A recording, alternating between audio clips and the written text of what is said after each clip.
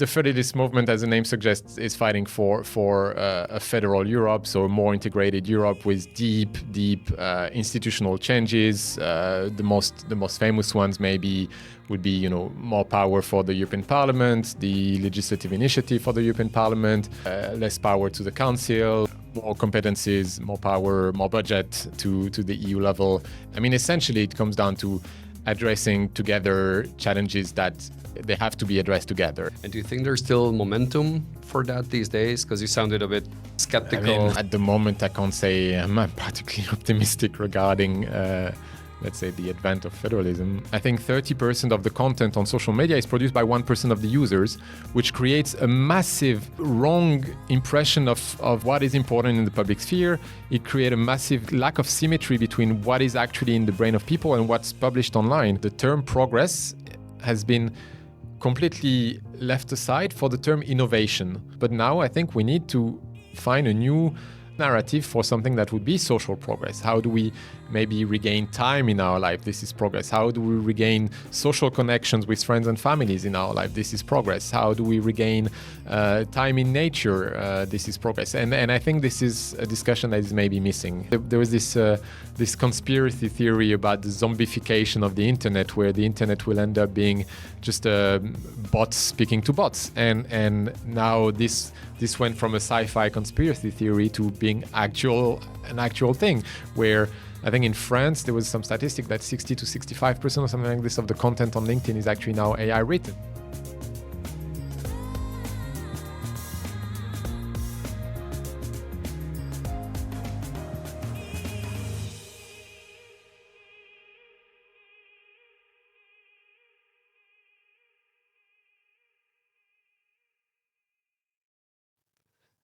Hi, and welcome to the next edition of Beyond the Bubble. And it's a great pleasure to have here a friend, a communicator, and a man of many hats, Valentin, who, well, he will introduce himself of the many things he's done and his current role, which he's not representing here. He's here in his private capacity. Is that a good disclaimer? It is a very good disclaimer, even though I'm very proud to talk about my current role in the College of Europe as well. Okay, let's start with that. So you are currently the communications director of the College of Europe in Bruges, Belgium, the renowned institution, my alma mater. So tell us more about your role. Yeah, I'm the full title is Director for Communications, External Relations and Events at the College of Europe in Bruges. Communications, it's fairly straightforward. We need to attract, talented students and diverse students to join the college for our master's program through all communication channels. We need to attract, interesting professors, good staff members, so that's, good partners as well, so that's the comms job. External relations, the College of Europe is developing quite quickly. We have a lot of new projects, new ideas under the very dynamic leadership of Rector Mogherini, and we are fostering a lot of new cooperation with different stakeholders. And Director of Events, we host a lot of guests, political guests coming all year long at the College of Europe, and my team and I are in charge of welcoming these guests.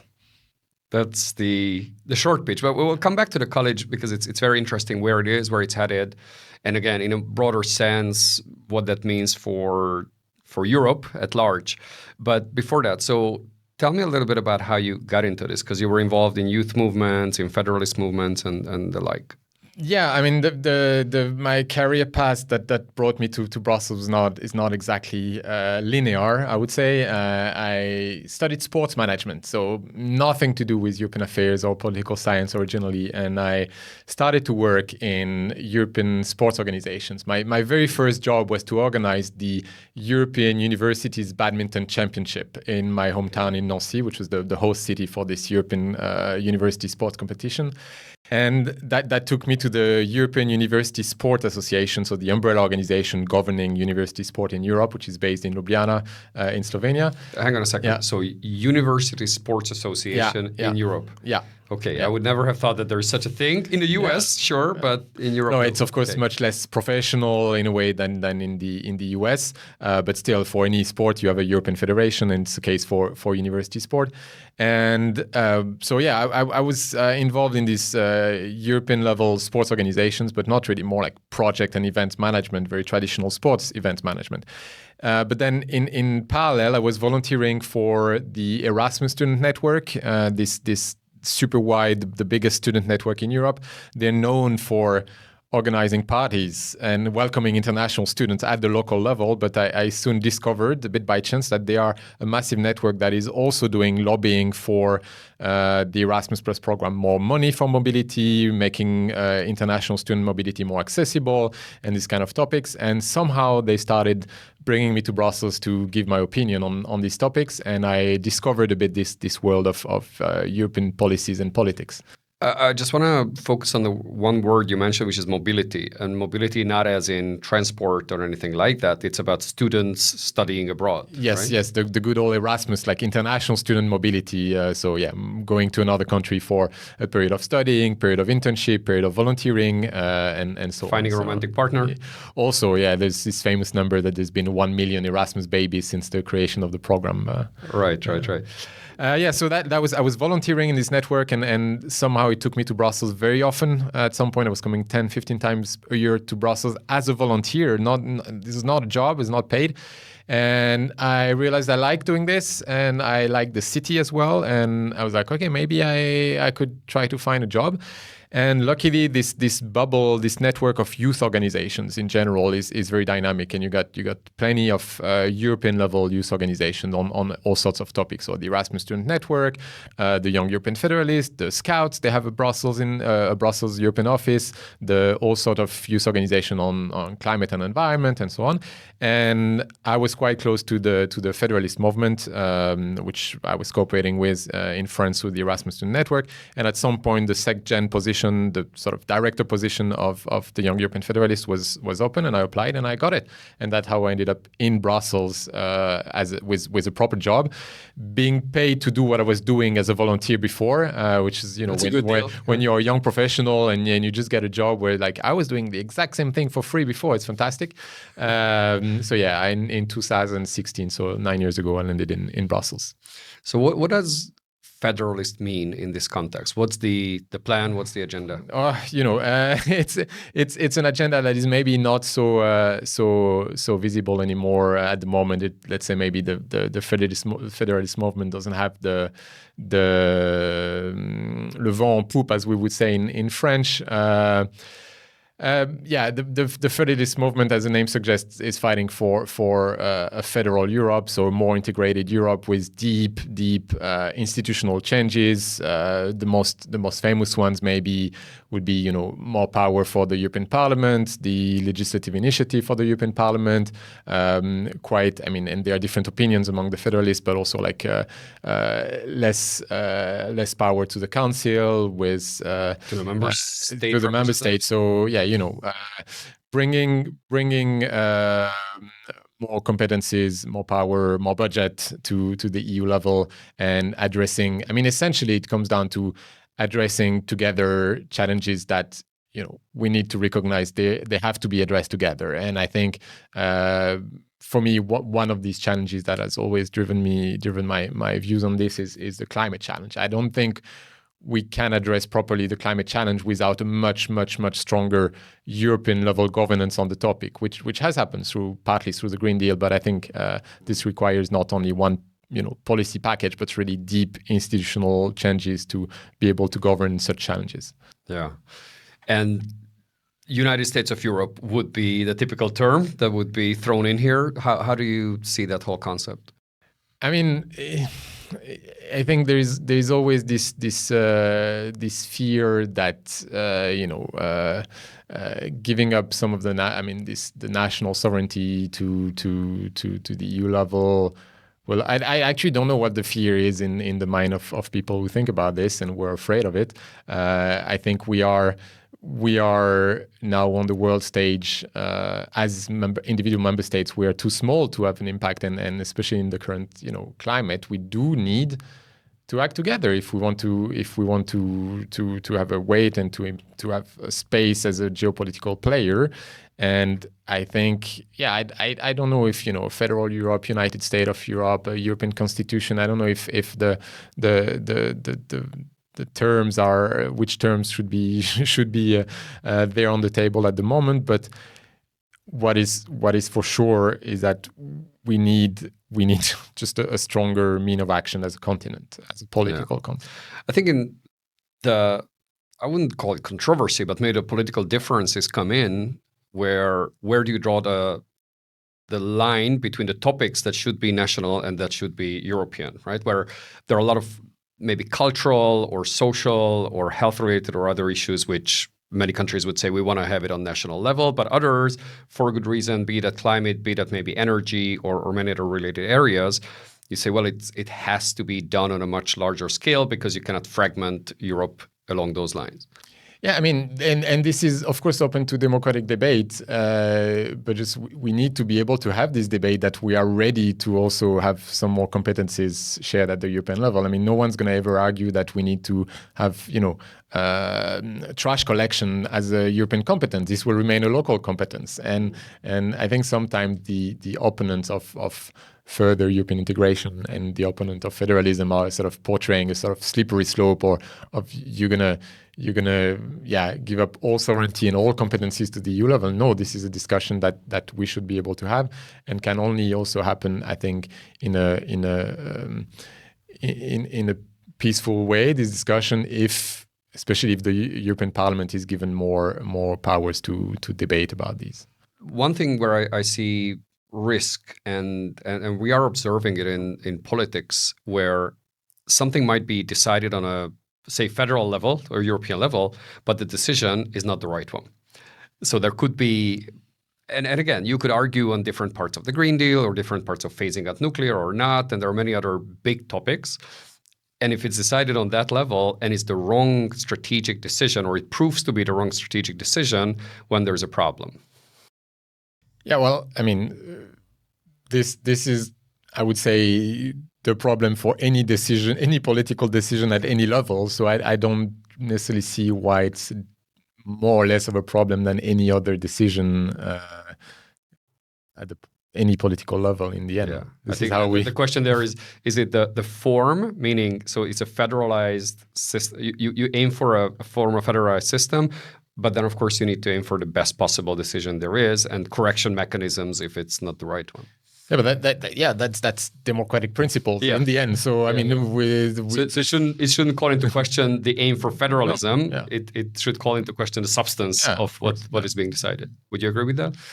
Yeah, that's also why federalism is a partisan movement, where you get conservatives, progressive, Greens. You get the entire political spectrum that agrees that the institutional framework needs to change, but then the debate on substance can still happen, and there's still very, very diverging views on what the policies to implement would be, but they would be implemented in a federal framework. Yeah.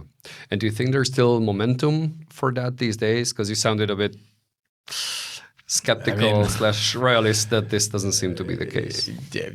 I think this would need a much longer, more in-depth discussion about the state of populism in Europe, and the in general democratic backsliding and far-right nationalism coming back. So yeah, no, at the moment I can't say I'm particularly optimistic regarding, let's say, the advent of federalism. Even though there could be counter-arguments to that, because you say, well, now with the war in Ukraine and the Europe being under political / military pressure, it does push towards the federalization of defense and the procurement and all the things around it. You know, this good old saying that, Europe can also, what is the saying? Europe can also only, make progress in times of crisis. And of course, COVID and joint borrowing, and then the war in Ukraine, the Russian invasion of Ukraine, with quite some strong progress in common defense, so which are also, of course, some federalist demands. but I feel this is again like the massive geopolitical crisis are de facto helping Europe make progress together. But I feel that at the citizen level, the demand or the political will is not necessarily there. I mean, we see again the vote in Poland yesterday. Definitely. Well, at the time of airing, this will not be yesterday anymore. Yeah, but yeah, the vote in Poland. Right. The recent. Yeah. I mean, I don't see any countries in Europe at the moment where we're really going toward more pro-European ideals. So how does that come together with you were with the Federalist Society? It was or the Young European Federalist. Young European Federalist, and you've always been very involved in communication and politics. Or no? Okay. I was more of a I was more of a general manager. Like I was the SecGen, the director of the organization. Then after my mandate as SecGen, I traveled a bit around, took a little break, and then I joined Euractiv for a while, but I didn't join the media company. But not the media. They had a little think tank on the side, which is part in the same office, but a separate organization called the Euractiv Foundation, which was a think tank on media policy. But it was not the media itself. And I joined there as a program director. They had a new pilot project from the EU to implement. And so I ended up in a broader sense, this world of European media and political communication, but as a project manager in a sense.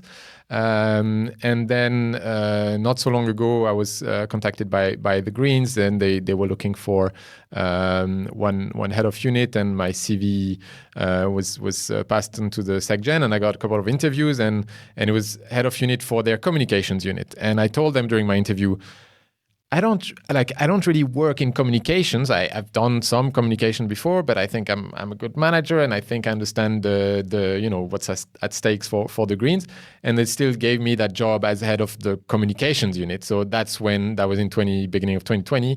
I sort of became a communication person, a bit like massive imposter syndrome, and trying to understand what I was doing. But somehow I became a comms person. Was it your honesty that they appreciated, or all the other factors that went into it? I honestly don't know. I think because I think it was difficult to find the right pick for this person, and I think it was I was a compromise candidate between different people applying. So how did that turn out? Because COVID came? So I worked there for 3 years, 2020, 2023. It was very complicated because COVID came, so of course everything goes online. You get more resources for comms, digital communications. But on the other hand, European political parties, so it was for the European Green Party, and European political parties are very unique animals in the, let's say, Eurobubble landscape. So they want to be traditional political parties, but they're not, because you don't have regular elections. You only have one election every 5 years, which is not even a real European election. You do not have a media landscape that cares about you constantly, like a national political party. You do not have a public sphere in which you can address the majority of your audience. If you are a national political party in France, you can go on the first TV channel or on the main radio, and you reach out to probably 10% of your electorate, which is massive. At the European political party, you cannot speak to 10% of the 400 million European citizens. You also don't have direct members. You have no one paying individual membership fees to become a member of a European political party. It's network. It's an umbrella organization. So a lot of different factors making it very different from a normal political party. But they still want to act as normal political party, especially in communication, campaigning, and outreach. And it creates this really weird situation where you're not sure what is your audience and how you can reach it out, and it's very, very difficult to discuss this problem with the leadership of the party because it opens very difficult discussions. So it's a really, really unique ecosystem, and they don't have. Also at the European level, there is the other issue that the parliamentary groups are extremely powerful. So the Greens FI in the European Parliament, they have a lot of resources. They don't do only the legislative work, as opposed to many parliamentary groups at the national level, but they do also a lot of communication and campaigning. So there's also a massive overlap on who does what. And so just to define for the viewers who are not so much into the European way of running things. So there are political groups, there are political parties, and there are national parties. So yeah, so I mean, if I need together? to like, so the European Green Party is the federation of national Green Party across Europe. It's not an institution. It's legally registered as an international NGO, the IESBL in Belgium. It's recognized by the treaties, European treaties, and it's financed by the European Parliament. But legally it's an NGO.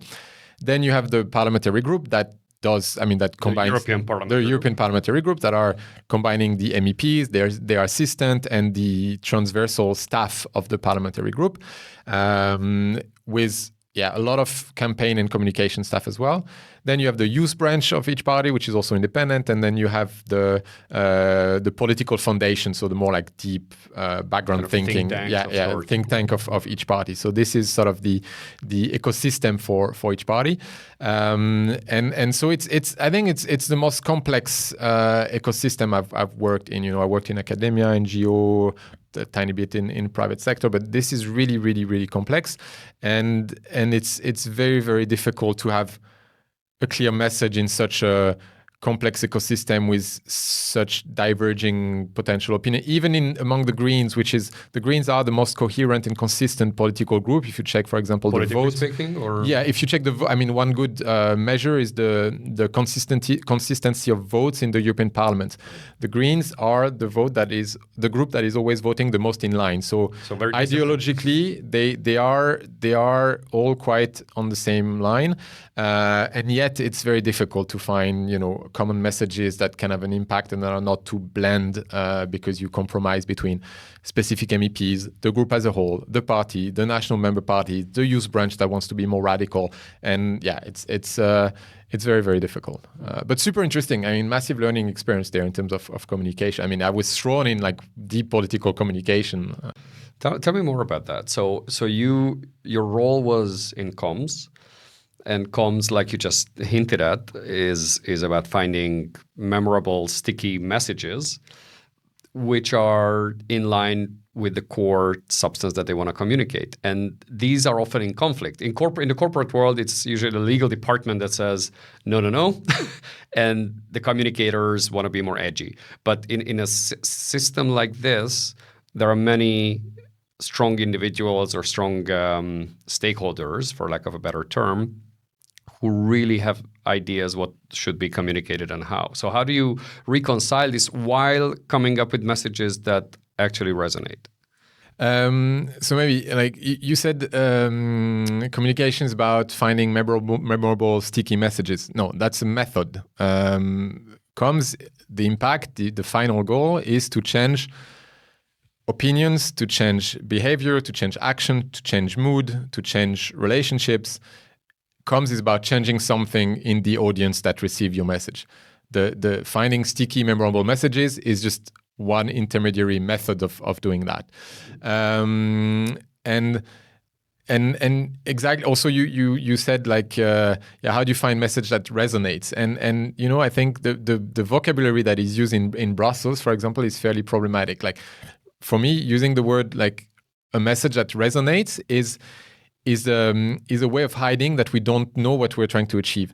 Resonating is not something I'm trying to achieve. It doesn't mean anything. Like, what I'm trying to find is a message that will make someone that was not sure to vote for the Greens. Make someone that was maybe voting Socialist decide to vote for Green. Make someone who in general believed that the Greens were not good, now believe that the Greens are good. Someone that believed that Greens were only a party of climate, now believe that the Greens are competent on all topics. So really trying to, and this is something I try to bring, like we are trying to bring about change in the audiences that we reach.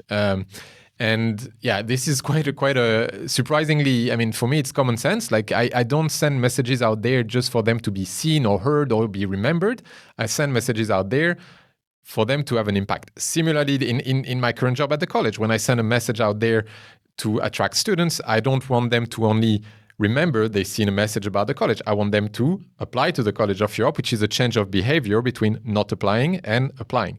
So yeah, and I think this is where it started to be a bit tricky, because first, yeah, okay, what change do you want to bring in your audience, and in what audience? You know, like I don't know, when I was working there, we probably had 40,000 at the Greens, 40,000 followers on Instagram, and we are trying to think about our audience as maybe the European citizen. So 40,000 people, which is probably only people that are already believing in green ideals or working in the bubble. It's nothing. And what change you can bring in this audience? And these are the kind of questions that I was trying to ask myself. I was trying to ask the leadership of the party, my colleagues, and it was nearly impossible to find answers. And quite often I was asked, oh yeah, but just make a message that sticks and that's memorable. I'm like, but that's just a bad proxy for what we should be trying to achieve. One thing that I tried to bring was to say, okay, our audience is probably already convinced. So what we need to do is not top-down communication, but rather community engagement, where our audience, we know that there are chances that they will relay our message and they will share it around, and this might reach some quote-unquote normal citizens. And so I think this is a shift that has been happening, that they do more communication that is more targeted towards their already core believers, so that these people get more engaged in the communication of the party. And I've seen it now. They since I left, and very good for them. I think they've been more edgy, but I think this is also part of a broader question that how do you, for a long time they wanted to be also very rational and not to play on the usual emotions that are working well on digital communication. So fear, novelty, anger, outrage, and but then you have the other side of the political spectrum that is 200% playing on these emotions and on these, which are for many different reasons, are for algorithmic reasons, for psychological reasons, are working well in terms of changing opinions and beliefs and actions of people. And so we wanted to remain the nice guys. We wanted to remain rational, and it's a lost cause if you act like this. And I think from what I could see from the communication of the Greens, they've been a bit more punchy and a bit less hesitant in using a bit more emotionally intense communication, which I think is good. I think there's a lot to different directions to go towards, but not necessarily specifically for the Greens, but I'm very curious to hear your opinion on. It's a large question, the state of affairs when it comes to political communication, because there is the digital aspect, then there is the populism aspect, and it's not limited to the political right. I mean, that seems to be an overall trend of coming up with messages that resonate with large parts of the society. Then there is the AI bit, which I'll be happy to talk about because you and I have been experimenting with this, you have opinions.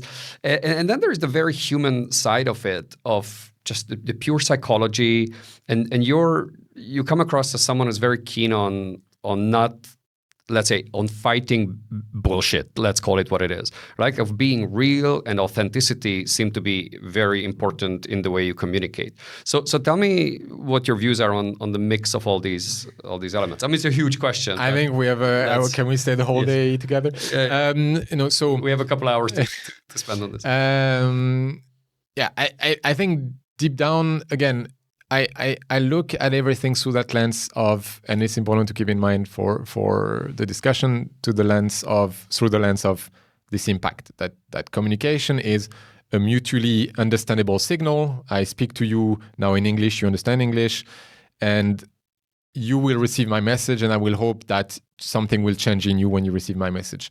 In the case of this podcast, it's maybe just like changing the knowledge of people, which in the end is education. Or maybe for me, changing this podcast is maybe a bit about changing the relationship of people with me, because they will think that I'm smart and then they will want to contact me, and I don't know. So keeping in mind that one factor, it's about changing the people receiving the message.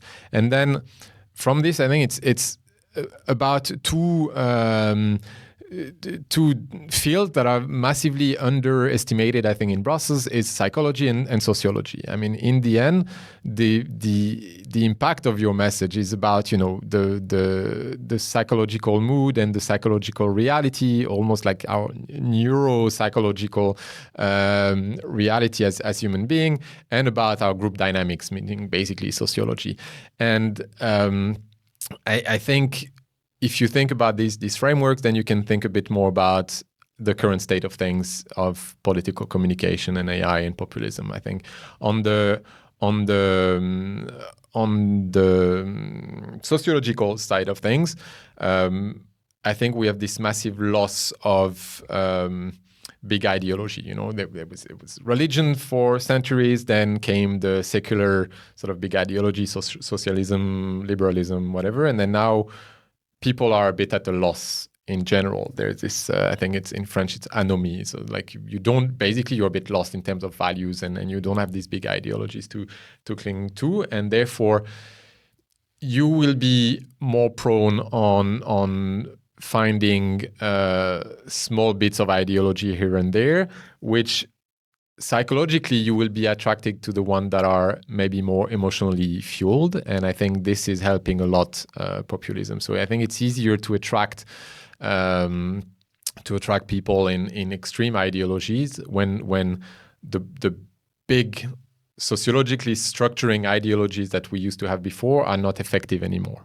So there's a certain vacuum into which these somewhat tactical tools can enter. Can be used. And then also it's what's called the economy of attention, basically. Like now, most of our time is trying to be captured by private for-profit actors, stakeholders. So social media, their main goal, the big social media platform, they are for-profit companies. So their goal is not to connect you and I. Their goal is to make money. That we need to be clear. And how do they make money? By selling literally your attention. And what do they need to do to maximize their profit? Therefore, they need to keep your attention as glued as possible to their platforms, and they are using all the tools they can, and they're using all the research they can to capture and keep your attention, and that is massively through psychological and neuropsychological research. They know that anger will keep you attracted and will make you share more things. They know that novelty will keep you hooked on their social media, and therefore they will favor messages that are using this emotional range, and therefore political actors that are using this are favored on the social media. So we are in sort of a very toxic loop in that respect. Where our cognitive biases are used both by the platforms because it's beneficial for them economically, and by extreme political actors because that's what works with our brains. With the repercussions on voters and political systems and messages. And I think some examples of these are the question of super spreaders online. The fact that I don't remember, I might be bullshitting a bit on the numbers here, but I think 30% of the content on social media is produced by 1% of the users, which creates a massive wrong impression of what is important in the public sphere. It creates a massive lack of symmetry between what is actually in the brain of people and what's published online. And of course, because our cognitive biases are working in such a way, when we are exposed constantly to something online, we think it's actually what matters. And we do not really have the tools and not the time and not the available brain resources, because we're too occupied to take a step back and say, okay, yeah, this is not reality. And this has a direct impact on voters. And I think just simply you spending a lot of time online on social media, and some are worse than others, obviously, but still spending a lot of time there, and then actually meeting a group of friends at a party, and you say, there seems to be such a mismatch between what I thought people think and what these friends seem to be saying. Yeah, exactly. I mean, there was another on the. I think there was an interesting study recently on. I think it was on climate, on the approach of people to climate issues, for example, and that it's a bit different than comms, but still, I think it relates to it. People were asked, "Are you ready to give 1% of your income to climate action?" And I think across countries, the percentage of people who said, yes, I'm ready to give 1% of my income to climate action was really quite high, really across countries. And surprisingly, in some countries that you would not expect, maybe they were higher. And then people were asked another question. What percentage of the population do you think is ready to give 1% of their income to climate action? And they were consistently estimating it way lower. So I think people have this image of, oh no, other people don't want to give 1% of their income to climate action, but I do want to. And everybody has the same. So, and this is, I'm sure it's fueled by the fact that you have an overrepresentation of climate denial, overrepresentation of climate skepticism online. And so people think, oh, the others, they're not as ready as I am to take climate action. And this has direct effect on what they vote for. I think it's kind of a house of mirrors, or what you call it, funhouse mirror. I think that's the term, where like in a fun fair where you have these mirrors and you don't even know anymore which one is real and which one is a reflection. And that phenomenon is a huge problem, because in social psychology, you do take a lot of cues and indications from what others or large groups of people seem to like, and just simply seeing how many likes or shares or whatever has been on a post already has an influence subconsciously on you to say, well, this seems to be the prevailing opinion. Yeah, we want to fit, so we follow also the majority opinion, and then that influences us, and we want to confirm our pre-existing beliefs, and we also.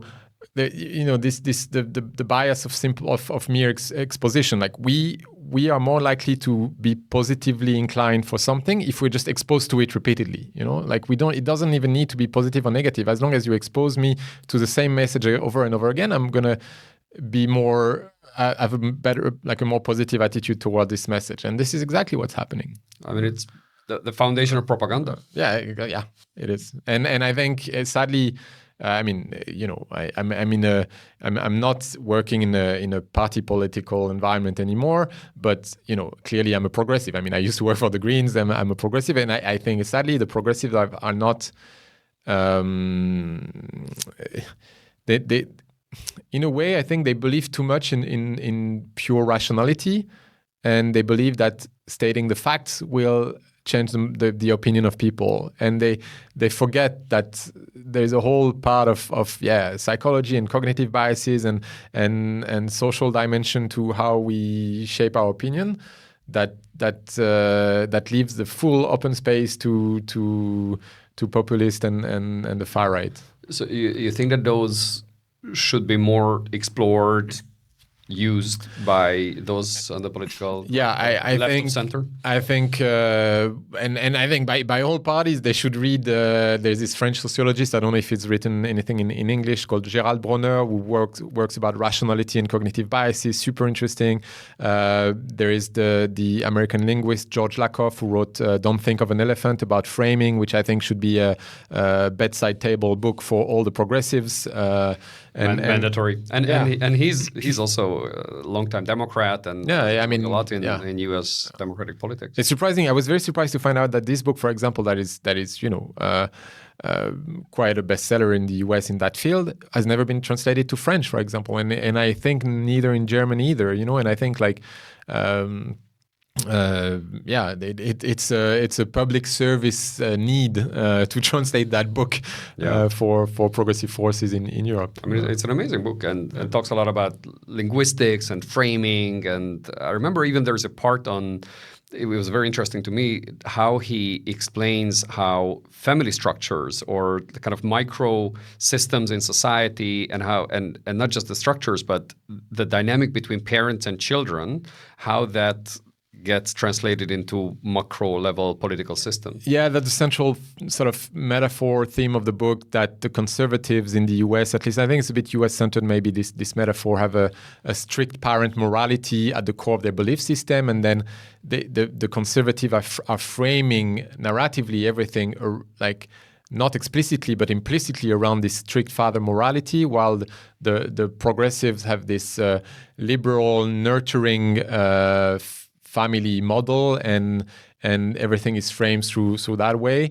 And you need to find frames that are working for the other side if you want to convince them. I'm not so sure how I felt it was very, very US centered in that way, but I think it could be applied somehow in European mindsets as well. Yeah, I agree with that. I mean, agree with that it can be applied in a European set, because maybe the book is in a US context, but I think these observations, and there could be quite big differences, but the underlying tenet holds, as in the morality part, and as in kind of relation to authority and peer relations, and all of that then translates to the larger societal part. Yeah, I think that for me that was not the most the biggest realization on the book was not necessarily on the substance of the two sort of type of like moralities, but rather on the methods of actions to bring this framing and these narratives in the cultural space in the US, and how it was a very, very conscious effort from especially the conservatives to finance think tanks, to finance the creation of Fox News,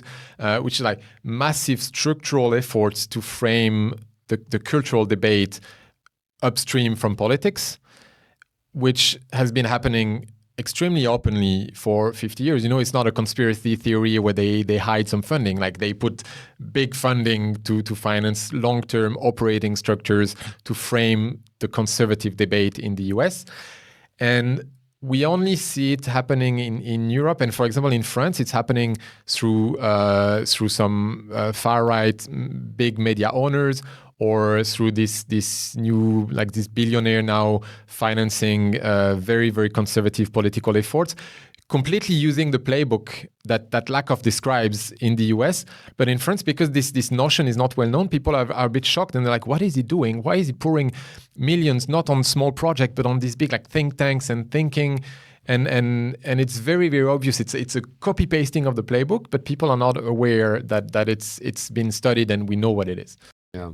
Well, there is also Jonathan Haidt and the moral foundations theory. I don't know if you're familiar. No, I'm not. Okay, so that's something I think you would really, really appreciate and enjoy, because so essentially Haidt, and it's a theory he came up with over a decade ago, but it has explained so many things when you look at it. It's essentially he's creating 6 dichotomies, meaning kind of thesis, antithesis, or dualities of moral categories, which is the primary moral value for each segment of society, for each individual. So it could be hierarchy versus, well, lack of hierarchy, and it could be on purity versus the lack of purity. And there are many other such dualities.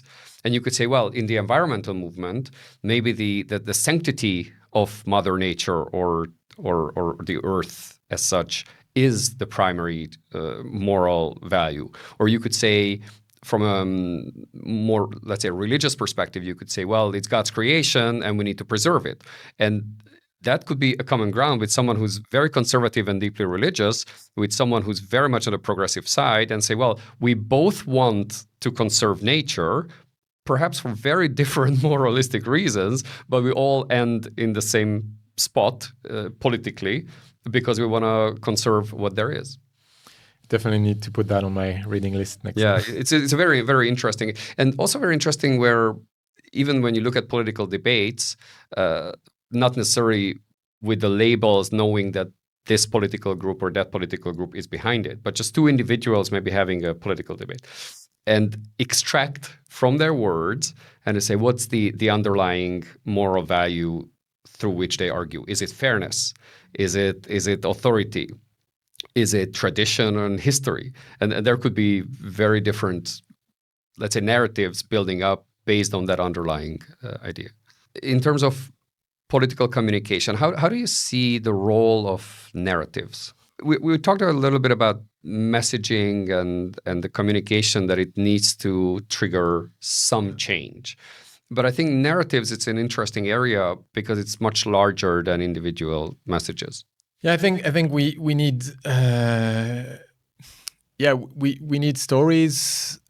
I see it more like I think in the field of lobbying and advocacy in Brussels, I see that it's something that struck me a bit after I left the Young European Federalist, where I realized, it was very difficult to have a clear narrative, because it's when you ask me what's federalism and what you want, it's difficult to build a story around it. While when you take some other lobbying groups, I don't know, as we record today, it's a World Bicycle Day, and I'm thinking about the European Cyclist Federation. They are the lobbying group for more cycling in Europe, more cycling infrastructures, and so on. And they have a clear story. They have the bike. They have your daily life on the bike. They can build narratives around something very, very concrete. So more than narratives, in a way, it's like concreteness. There's another one in Brussels that I like for this it's BirdLife Europe. They have birds. We all can relate somehow to birds. You have birds around you in cities, in nature, and so I think we need, and that expands to, I think, political communication, where we need to bring concreteness through narratives. And I think this for the climate issue, for example, it's absolutely crucial, and that's why it might be controversial to use fear and anger and sadness as emotions, but they can be in the climate action, in the climate political communication. They can be brought through very, very concrete narrative and stories around the constant fires and flooding. And 2 days ago, as we're recording now, there was this massive these glaciers in the Alps, in the Swiss Alps, that collapsed, and an entire village was destroyed. And of course, you cannot link it directly to climate change, as you can never, as a one single action linked to climate change. But it's been used by all the climate communicators as, this is the direct effect. See an entire village being completely flooded by mud and rocks and snow. So we need this level of concreteness and of stories in a non-political context. This is why also I love what I'm doing at the College of Europe, because I have stories, I have students, I have something very concrete to communicate about.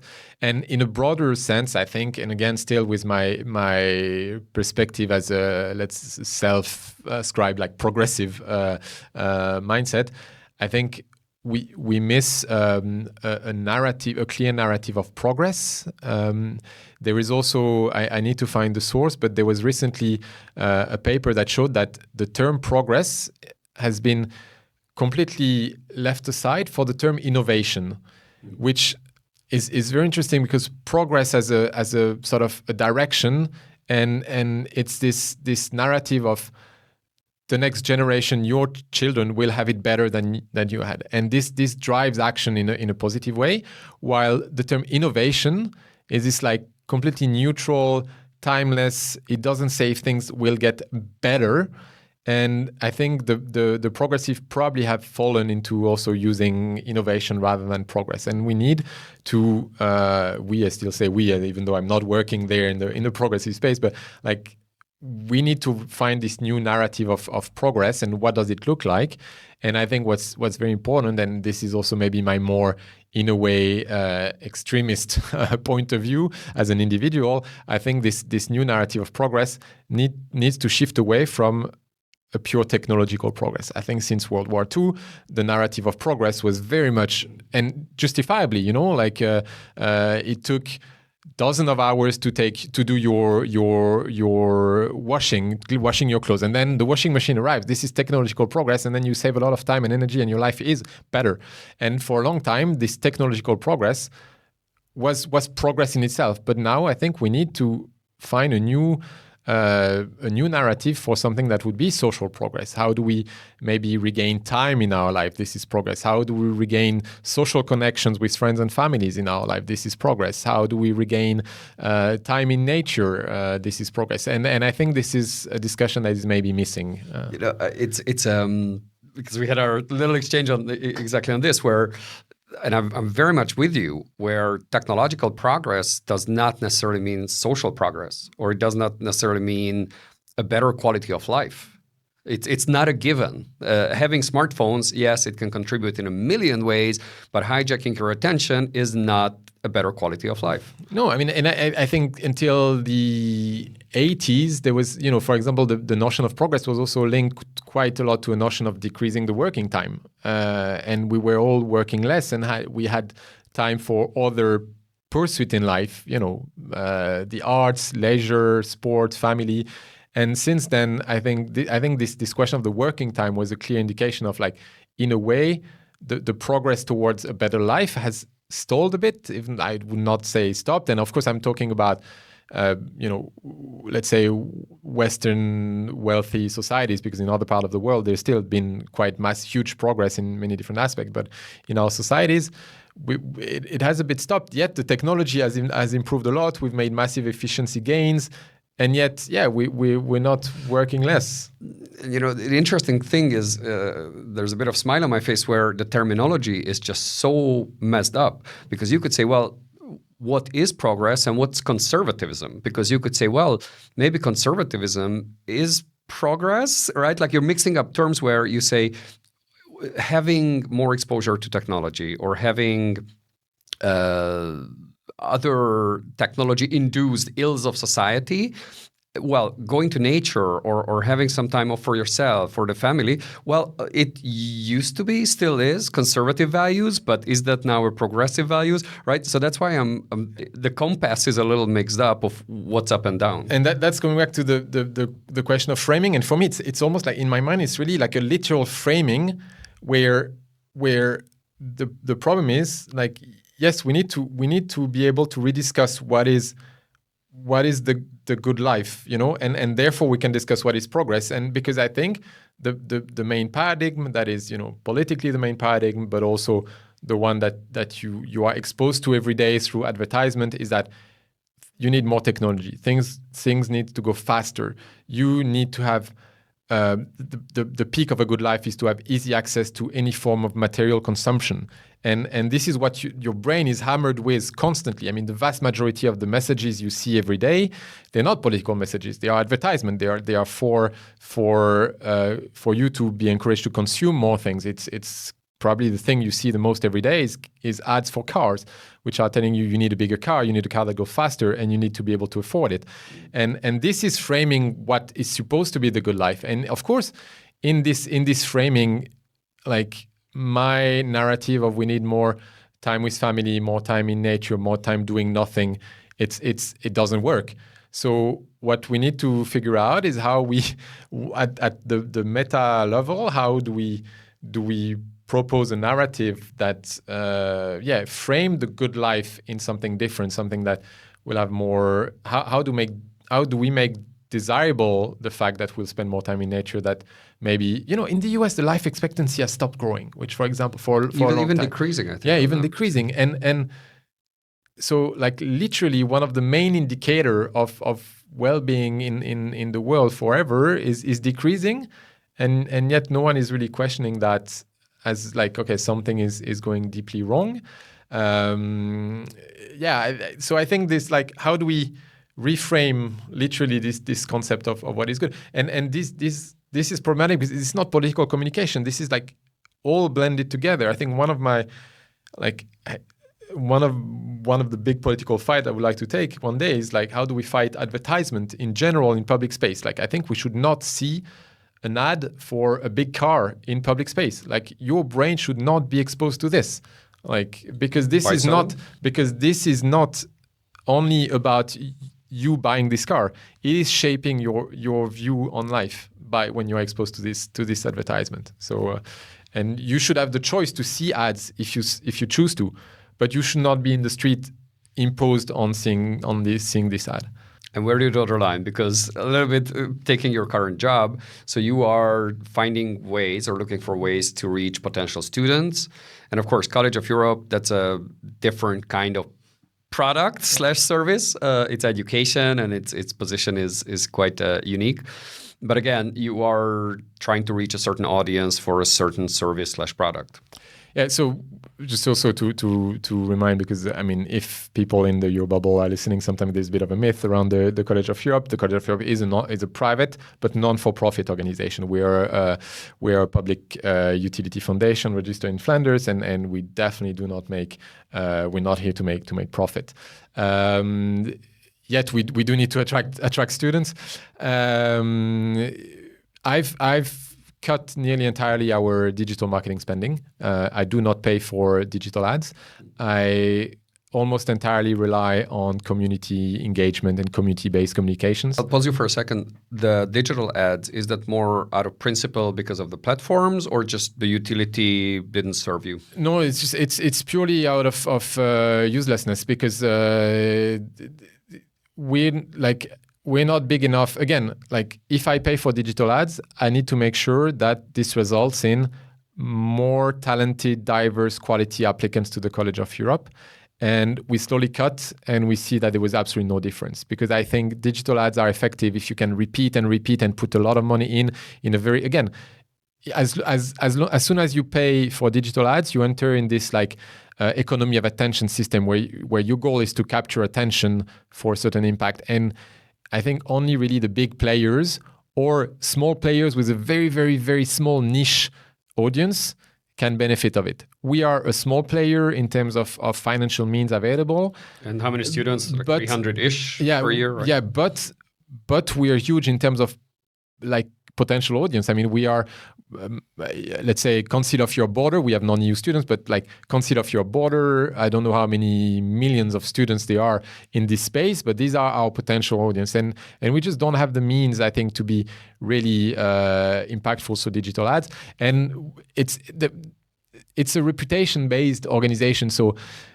what matters is the trust that our potential candidates have in the people who tell them apply to the college. And you're not going to trust a random digital ad. But what you're going to trust is a professor or is a fellow student who was admitted the year before or an alumni of the College of Europe. And so we are trying to engage organically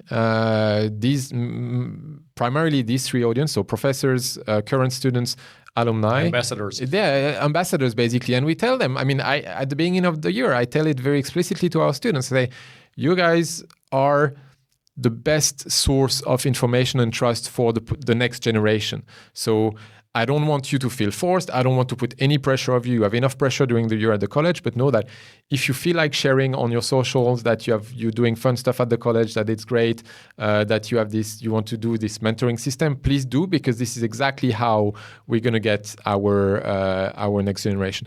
It's more fun to do in terms of communication. It costs less and it's more impactful. So. And I think it has a lot of lessons, not just for an educational institution like the College of Europe, but for all walks of life. Yeah, I think. Because you said the key word, it's trust. And who do you trust? Well, you trust your first-hand friends and peers and colleagues and the ones that you are directly interacting with. Yeah, we started collecting data about this, about how did you learn about the College of Europe? And we realized really the majority is alumni, professors. It's that.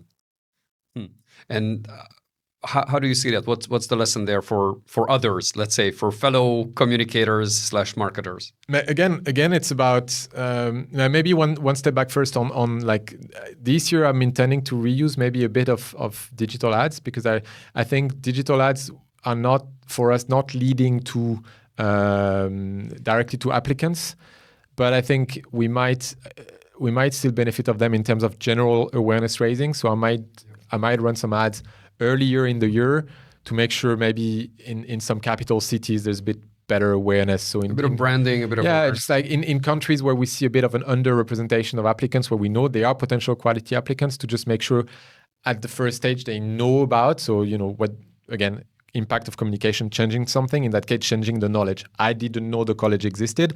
I know the college exists. I'm not, through digital ads, I'm not going to change them from I know already about the college to I apply. I think this doesn't work. What's your question about the broader conclusions of this? I think, a technical one. I think again, if you think that comms is about an impact, it's about changing something in some people, I think then you need to ask yourself, like what is the right metric to evaluate when I pay for digital ads? And I think there is an incentive for the platforms, for the players in between. If you delegate your marketing campaign to a third party, they have incentives of not using the right metrics. Like, if you are a brand of shoes and you run a digital ad campaign, you want to know exactly to how much more sales it brought. You don't really care to how many people saw it, and yet this is the metrics we're going to feed you. How many people saw your ad, how many people clicked, how long they stayed on your ad or on your website. But then ultimately the correlation, the causation between the ad and the purchasing act is quite often much less clear. And I think still in direct, like in traditional marketing where you are trying to sell a product, it can, the correlation causation can be fairly explicit, but in all sort of other things like advocacy, lobbying, politics, educational choices, it's much less clear. So it's just like, I just find that people have too much trust in this like proxy metrics that we're using in digital marketing. Moving back to the political communication part, it's often difficult to measure because there's a ballot box and there could be an election every 4 years or whatever number of years, but that's rare. You can have surveys. What's the methodology? Can you really trust it? Are people willing to disclose what they truly think? There are a lot of variables there. So how can you actually know that you're changing those hearts and minds? I don't know. Like, this is what frustrated me. I think it's too complicated to have a clear correlation, causation, clarity in a way.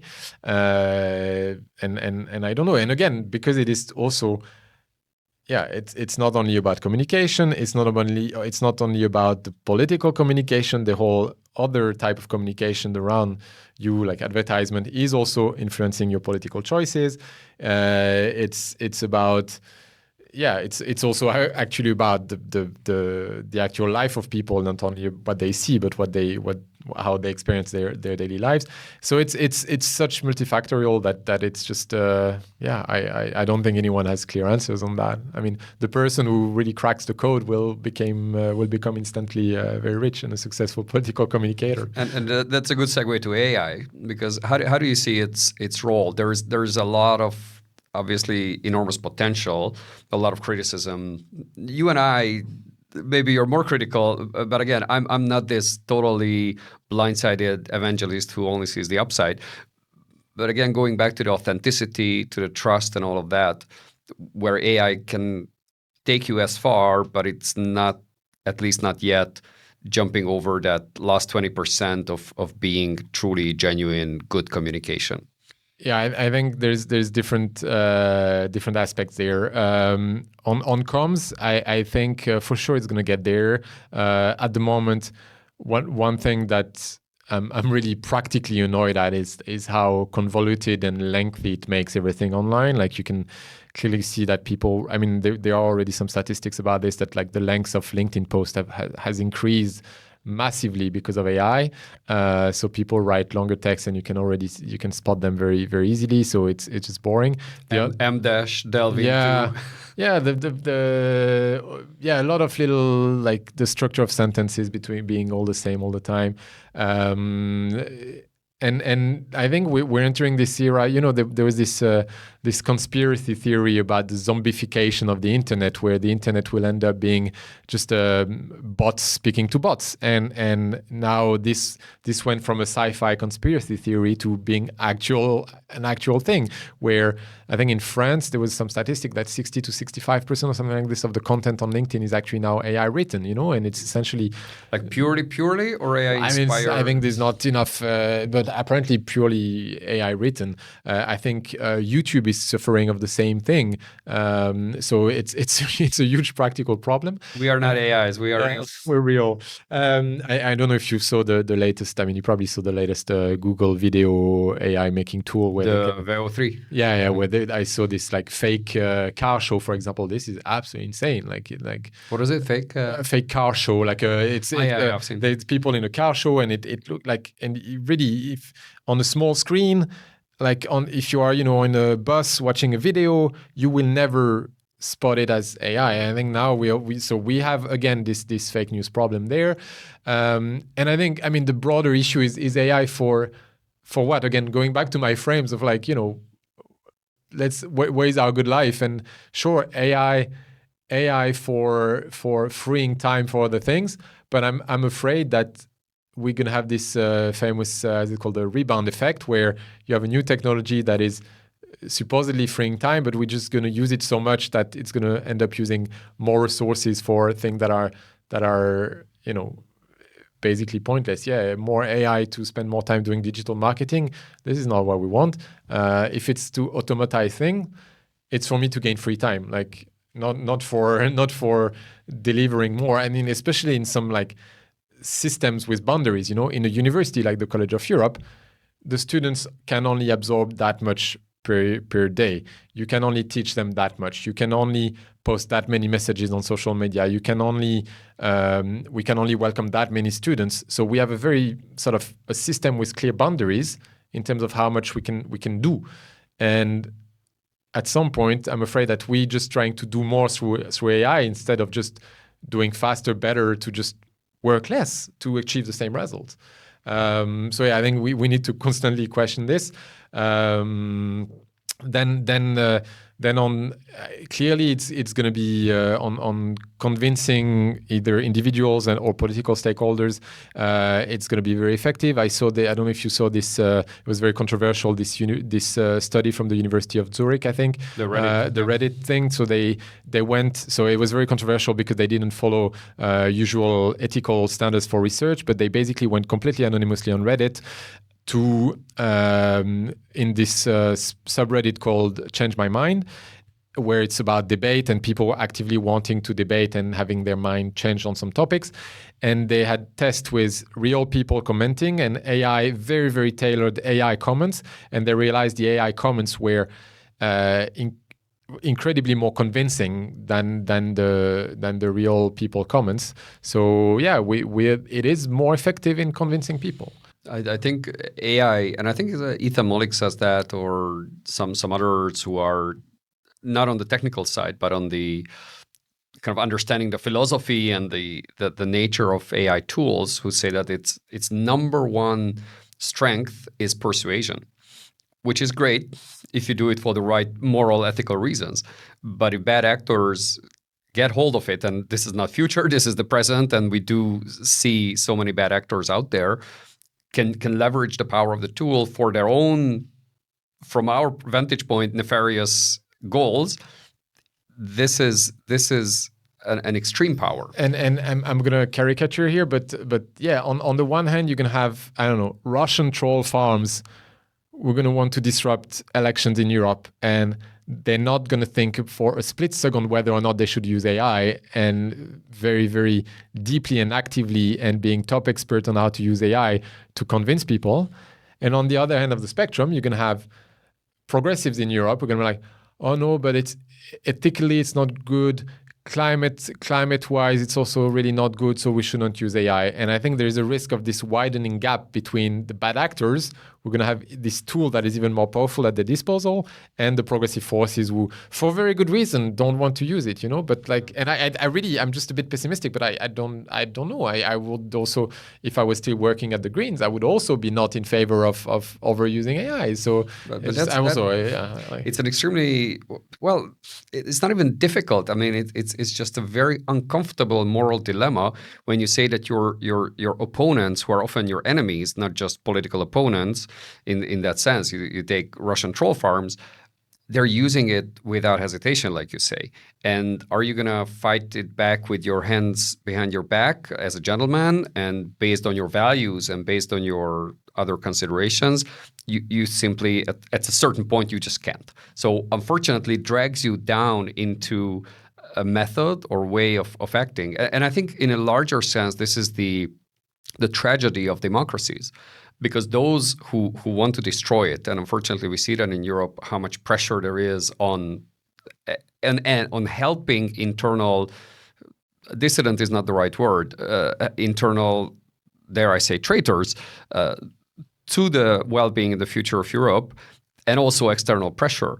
And those not being constrained by any moral boundaries at all, and not constrained often by any resource at all. And then we naively think we can still push back while keeping all the principles and the legal and moral systems intact. And it's a tragedy, because you don't want to give up your principles, and you don't want to endanger the rule of law and the way societies operate to protect the very thing that you are trying to protect. And I really like. I gave a few workshops recently to some youth NGOs, and more and more often at the end, people are like, "Oh, but this is all quite pessimistic. Do you have anything optimistic to say about this, and especially about this? Yeah, the state of democracy, the state of European public sphere." And honestly, it's getting more and more difficult to find something optimistic to say because of the I think the general information ecosystem we're now in. So yeah. So let me ask you a super easy question. Where do you see the future of Europe? No, but I don't want to venture in this. I'm not a politician. No, but you ask if you're a proper politician. Just on a, let's say, more realistic note, but these kind of trends. So you are working and helping to recruit and enroll the next generation of perhaps the most pro-European class there is. And they're going to be shaping Europe, be that inside the institutions down the line, be that in different capitals or different parts of the world. So they're looking at a Europe that they want to preserve, they want to take forward, and that Europe is under a lot of stress and a lot of pressure. Where does that take you? Yeah, I think on the one hand, I mean, maybe just a word of warning on that. Like you said, the most pro-European. I'm sure the College of Europe students are in general pro-European, but they are. I think it's space for debate and critical thinking. I think also this is something I realized. Also, I had this image before that the College of Europe is a bit like this place where you hear the pro-European gospel. And again, just as a side note, whatever pro-European means these days, because that can be a subject. It's a place to debate the European project, and we do have students really with very diverse political opinion also regarding the future of Europe and its integration. So just as to dispel some of the myths regarding the college. But I think, of course, what is for sure is that at the College of Europe, the students are they have this very pro-democracy, strong democracy. They believe in, in the rule of law and democracy and human rights, I think, very strongly. They believe we need to fight fake news. They believe, I think they are people who want to think of themselves as very rational beings. So I think we need to, and this is in a way above my pay grade, but I think we need to really strengthen this there. And I think we do quite well, strengthen this spirit of they're here to fight for democracy at large. What I'm afraid of is that how do we avoid this bigger and bigger divide between, this broadly understood pro-European crowd and fighting for stronger democracy, and this also growing side of the population that is seemingly not putting democracy, the rule of law and human rights at the top of as an overarching value that needs to be protected. We hear more and more, I think in France we've heard politicians that are in parties that are not necessarily labeled usually as far right, who are saying, "Oh yeah, maybe we like the universal values of human rights can be questioned, or maybe the Convention of Human Rights, we can rediscuss it," and this kind of thing. I think this is massively dangerous. Like these subtle attacks on democracy, human rights, and the rule of law, which don't seem to matter so much to the electorate anymore. I don't know what to do. It makes me very, very pessimistic. Deep down, as a progressive, rather left wing, I think a lot has to do with economic inequalities that have grown massively also in Europe, with a smaller share of the population capturing a bigger share of the general wealth, and that, I mean, this has been shown by quite some literature, that when you have mass growing inequalities, you have a strong correlation with increasing distrust between citizens and institutions, but also between citizens themselves.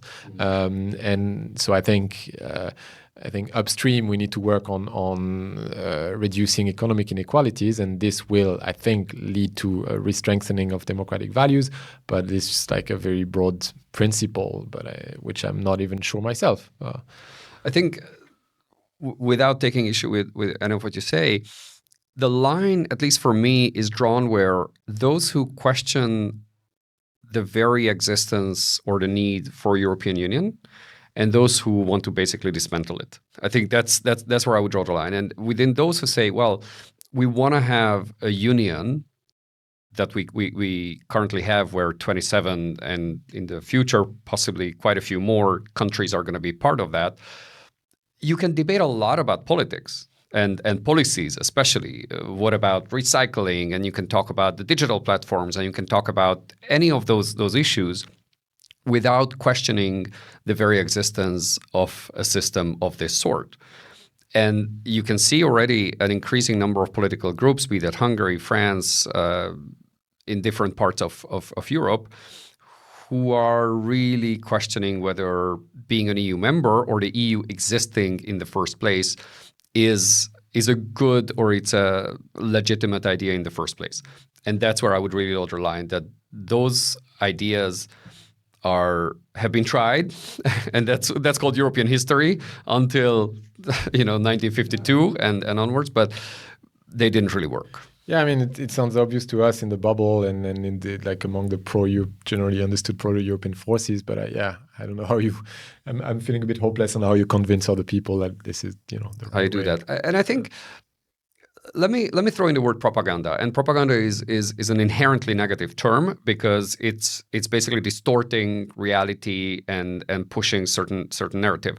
And I'm wondering, maybe what, I don't necessarily know off the cuff what would be the best term, but some sort of positive political communication from the European, be that governments or the European Union or civil society actors and organizations like the ones you used to work for, with different societies and other NGOs. And again, it's more of an open question, as much as to you as to the viewers and to myself, of who speaks actually for this particular idea. Because member states are the first to blame the EU for anything that goes wrong, and they're certainly going to take all credit for everything that goes right. But no one really stands up for the idea of a European Union as such. Yeah, or it's too easy to. I mean, they are a pro-European youth organization. They are pro-European civil society movement. You have pro-European political parties, or political parties that at least claim they are pro-European and they are speaking in favor of the EU. But I think there's also, again, the psychological mechanisms at play. Where why is it easier to blame the EU on everything, and why does it work? Because it is. When you are a citizen anywhere in Europe, except maybe in Brussels itself, Europe is. Like the center of power of Europe is geographically far from you. It's symbolically far because you got your municipality, your regional level of governance, your national government, and then you get Europe. And because of this chain that makes Europe far, I think it's just inherently psychologically easier to blame it and see that this bureaucratic monster. And I don't really know how. Like Europe can counter this effect. I think by, again, concreteness and, the things that have been very successful to create a feeling of Europeanness or European citizenship or positive attitude towards Europe. The euro, because you've got coins and banknotes that are the most physical thing you can have. Erasmus, because it's sending your children abroad and having experimenting physically Europe. Just as a side note for the viewers who are not too much into this, so it's a program where you can spend a semester in a foreign university and have it acknowledged. In general doesn't need, actually it doesn't need to be explained because it's so well known. It is known by the vast majority of Europeans. The common charger, the fact that, I mean, a USB-C charger. It's very, very small, but it's a bit known as as a new success. The abolishing the roaming charges across the EU, because there you just don't pay and you can use your phone all across the EU. So these things with very, very tangible impact and effect on your daily life. But of course, the EU is also addressing massive overarching issues that are very technical, that are not impacting you in a very visible way. So it's easy. It's difficult to talk about them. So it's just inherently difficult, I think, and I think it's also about accepting this. Like it's about trying not to fall into some easy propaganda, but just saying, I don't really have solutions, but accepting that it is inherently difficult and you're always going to face an uphill battle. When one side also reflection on this is, like the last time I think we saw, in a way, a progressive, better interest for Europe was the 2019 European elections. And what was it driven by? I think in the vast majority by the climate civil society movement and Greta Thunberg and the massive protest. So again, it shows that it's the cultural, the meta politics is people worrying about the climate, and a massive youth civil society movement that created a bit of a European public sphere. Like the protests for climate were in themselves European protests. They were coordinated together at the European level. They took place here at the heart of the European center of power, not as Brussels, capital of Belgium, but as Brussels, capital of Europe. You had massive crowd flooding in front of the Parlement. They were a moment of true European public sphere that really does not happen often. I think maybe the fight against the transatlantic treaty, the TTIP, a decade ago, but otherwise you never really have this European political consciousness moment. Yeah, I was just going to say the post-Brexit times, also the Ukraine war, and those were also, again, not civil society-driven political issues, but macro-political shifts, which increased the interest and the support for the European integration. But for example, sadly, I think for Ukraine, we haven't really seen, it hasn't. Yes, I think it creates a European public sphere in a way that it's talked about in a fairly similar way at the same moment across media in Europe. Mm. It brings also more European. You probably hear about von der Leyen and Borrell and Kallas a bit more in national media at the same time, but it didn't really bring a massive, citizen-rooted movement around it. We haven't seen surprisingly, maybe massive pro-Ukrainian demonstration. They were never really, really big. As weird as it sounds, it wasn't needed because generally there has been a very strong support for Ukraine. So that kind of view was already expressed on political levels. But what I wanted to come back, perhaps as we wind down the conversation, which I think it's very interesting how many directions it's gone, about European integration as such, because you could argue Maastricht in 91, 92, 93, that was essentially about creating the single market and paving the way for the euro, and then essentially happening around that time when the European common market became a reality, even if still today there are still things to do, but it became a commercial / market exercise. But since then, a lot of areas the EU has gone into, from justice and home affairs, from foreign policy, from so many other, say, softer areas, even culture adjacent areas. And some say, well, this has not been commonly supported across European countries. You would challenge that. And again, I'm not arguing for or against here, but it's just to say what is European integration? Where does it have a kind of an endpoint? Endpoint could be, yes, federal Europe, but a point could be good enough is good enough. Let's kind of stop here if we can, because you might argue from an integration theory perspective that you cannot. Once you have a euro, once you have all those things, there's just inevitable further deepening of the integration. So what's your take on that? Maybe it's not my role to to discuss this. Maybe you need to ask, our professors at the College of Europe. And I think I would take a rather again more of a cultural / sociological perspective on this, where like we do have an inevitable, I think, cultural integration process. Like I think the desires of young people across Europe, their common cultural markers, the series they watch, the music they listen to, the food they eat, the places they go to travel, the type of future they want is converging. The challenges we have to face that are also increasingly borderless. Digital challenges are borderless. Climate challenges borderless. And because of that state of fact, like I don't see how the political integration will be able to really stop. It might stall for a while. We might see hurdles, but I think it will start again.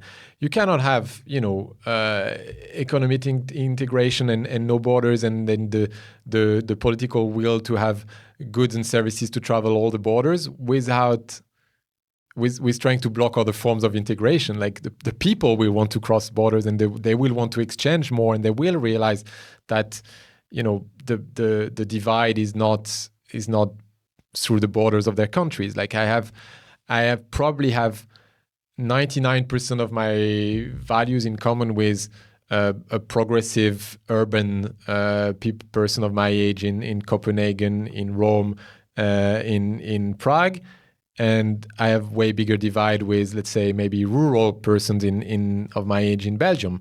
And the new divide, they are there, or with age divide, but the border divide culturally doesn't really make sense anymore. I think we all, you go anywhere in Europe with a person of your age and of, let's say, your socioeconomic background, you will be able to discuss for sure the same series or films you're watching, the same music you listen, the same major global events that are happening.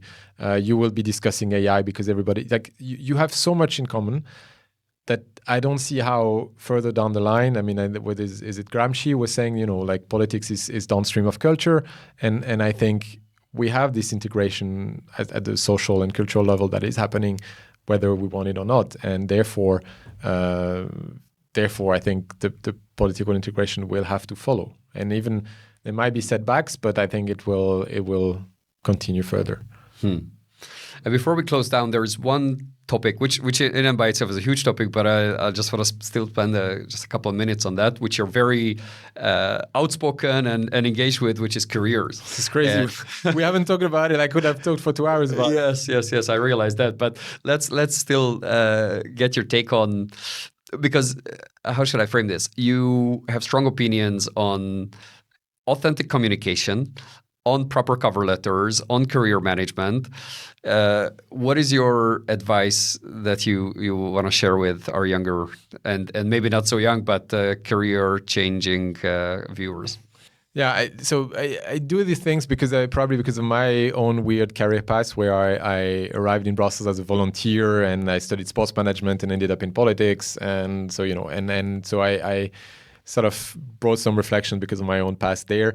And I think the main messages maybe are, it is fine to have a non-traditional career path. I think what matters is, what concrete skills, knowledge and attitudes you bring to the table, and how you are able to express that you possess these skills, knowledge and attitude. Like for any specific job requires a set of skills, knowledge and attitude to perform this job well.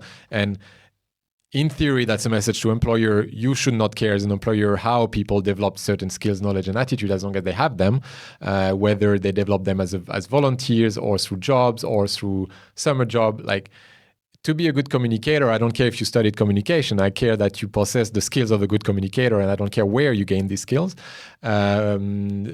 So, like, focus on not the title of your degree, but what you actually know, what you know how to do, and how you behave. That's the first thing. And specifically, but that's worth for any job anywhere in the world. But then specifically for Brussels, I think trying to think beyond the traditional soft skills of communication, intercultural learning, but trying to think about, okay, what are the truly unique added value you can bring in Brussels to be effective? Things like what I pompously call this interdisciplinary empathy, like being interested in what the others are doing and breaking a bit the silos that are in Brussels, or positive networking where you are sharing more than you expect back from people, or like trying to think about some, I think I wrote a post on my blog recently about this. So there are like soft skills that are the ones that no one really talks about, instead of just putting communication on your CV. And the last thing, maybe again, because I'm a very pessimistic person, we started calling the pitfalls of working in Brussels is something that I wish younger people would know. It's not that it's going to happen to you, but knowing about these, the fact that Brussels is a value-based city, therefore people throw their whole identity in their jobs, and that can be risky. Too many people in Brussels just have their job. They don't have hobbies outside. And if something goes wrong in your job, when your whole identity is thrown into your job, then everything's going to be wrong in your life. So while if you have space for, I don't know, sport, culture, other friends, then if something goes wrong, you have other parts of your identity to still feel good, and you can let go a bit of your worries at work. The other thing is that it's a city of young expats, where you need to realize if you move to Brussels, there is a risk that you will not have your first line of support, of mental health support. If you're from Spain and you remain there to work and something goes wrong, you can go back to your mom and dad, get a warm meal for a few days, get your childhood friend. But if you uproot yourself, come to Brussels, and suddenly something goes really wrong, you might be feeling really, really alone. So I think keeping in mind that you might not have your usual first line of social mental health support when you move to Brussels. So these are some of the main pitfalls to keep in mind. There are a few others. I think one that we've started exploring recently is that Brussels is a city of expertise. People are expert of their political topics, and they become managers or bosses because they are experts, but not necessarily because they are good managers. It's not incompatible. Quite a lot of people luckily are natural good managers, but some are not, and they're not sufficiently trained when they become managers. And you see a lot of toxicity, not because people are inherently bad people or toxic, but they're not well equipped when they become managers. You are a top person on your transport policy, and you become the manager of your team at whatever NGO or unit in the Commission on Transport, but you don't know how to manage people because you've not been trained. And this increases, I think, the risk of toxic management, just because this city cares about policy and expertise and not so much about management. What I take away from that is that, and this is what I truly appreciate in your way of looking at things, and I highly recommend to everyone your LinkedIn posts, which share a lot of this, is that you try to look at it in a much broader sense. Not just are you an expert in your field, but just like you said, where, okay, what sort of team player are you? How well are you able to convey your ideas to one or the other? And how well are you able to manage other people if you have reached that level of seniority?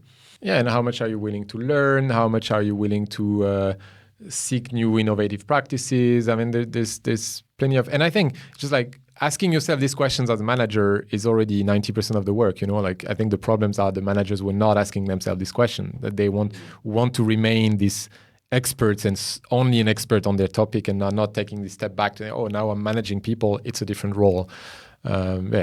So there's a lot of other little pitfalls to avoid. It's just like they're not happy. Like I think the vast majority of people are rather happy working in the Euro bubble, but it's just like if as a very young professional and you want to make it to Brussels for different reasons, if you are aware of these potential pitfalls, I think it helps avoiding them from the start. What I take away from all of this is it's worth taking a step back and not necessarily be so bogged down in your everyday things, and be that work, and be that the management part, or be that politics, and even in communications, where you take that step back and you say, what's the ultimate goal? Where do I want to get with this? The why, right? Why am I doing it? And where do I really want to get to with this process? Yeah, I think now this gives me an idea. If I were to create a company, I would probably call it Take a Step Back. It's like, because this is indeed what I'm asking people to do. Like whenever I do these volunteer workshops on careers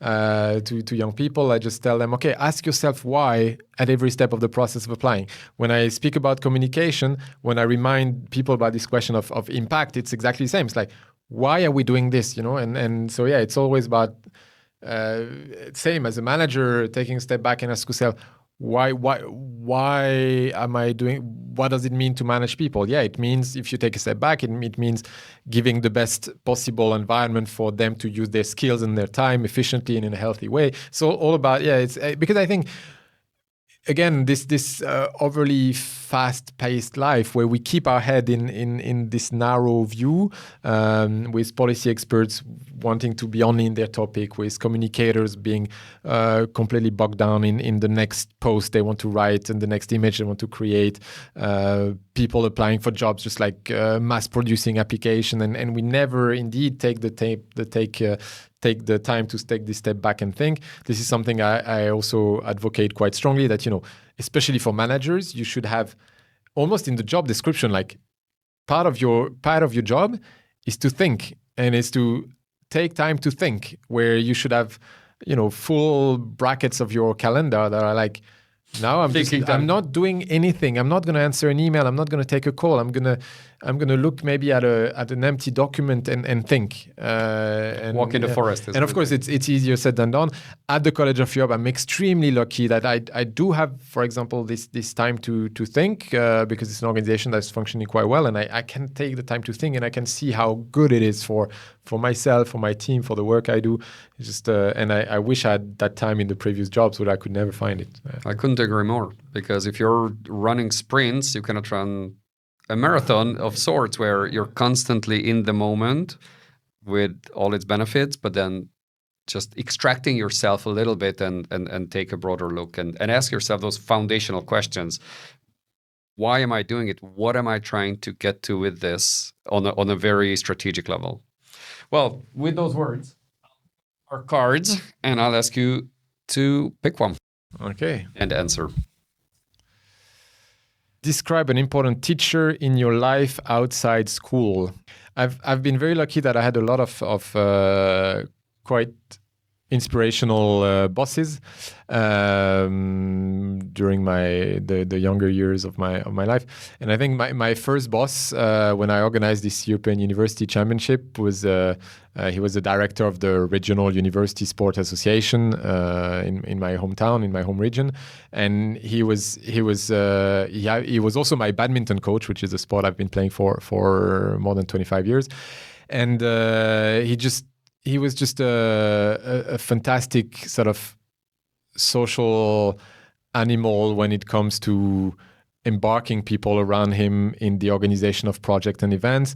He was the kind of guy who, I think, something that sometime in Brussels you miss a bit. It was a guy who would treat everybody on the food chain equally, like from the guy who gives us the big money for the event to the keeper of the sport hall that is just here to open and close the sport hall. He would treat everyone with the same kindness and the same consideration. And this is something that I kept very, very strongly. It's one of the most important compasses in my life.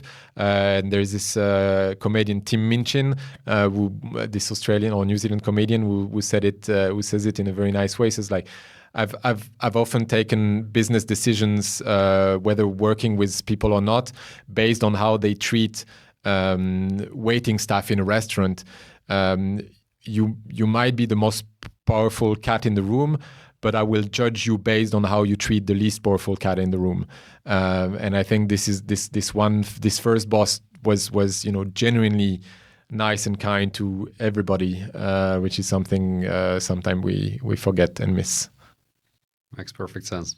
Thanks for sharing that. And thanks for being here. Yeah, no, my pleasure. Thanks for inviting me.